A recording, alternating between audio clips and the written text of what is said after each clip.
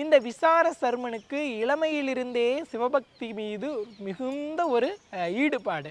எந்த நாளும் இறைவனை வழிபடக்கூடியவர், இறைவனை வழிபட்டு ஒவ்வொரு வேளையும் செய்யக்கூடியவர். எதை வேண்டுமானாலும் மறந்து விடுவார். ஆனால் சிவபக்தி மீது இவர் செலுத்தக்கூடிய அந்த நேர்மையை மறக்கவே மாட்டார். இவர் ஒரு அந்தணர் மரபு அப்படின்றதுனாலேயே வேதங்கள் எல்லாம் முழுவதுமாக கற்றவர். வேதங்களில் இருந்து இறைவனை வழிபடக்கூடிய வழியில் நின்றவர். அதனால் எல்லா வேதங்களையும் சொல்லக்கூடிய அந்த தன்மையை அடைந்ததனாலேயே காலையில் எழுவார். எழுந்து குளத்திற்கு சென்று குளித்து விட்டு முதல்ல வேலையா சிவபெருமானை வழிபடுவார். சிவபெருமானை சரியான வேதங்களை சொல்லி வேதநாயகனாக இருக்கக்கூடிய எம்பெருமானை வழிபட்டு விட்டு தான் அடுத்த வேலைக்கு செல்வார். இப்படியே இவருடைய நாட்கள் எல்லாம் போய்கொண்டே இருக்கிறது. இவருடைய பிறந்ததிலிருந்து கொஞ்சம் கொஞ்சமா இவருடைய இளமையெல்லாம் கழிந்து ஒரு பருவத்தை அடைகிறாரு.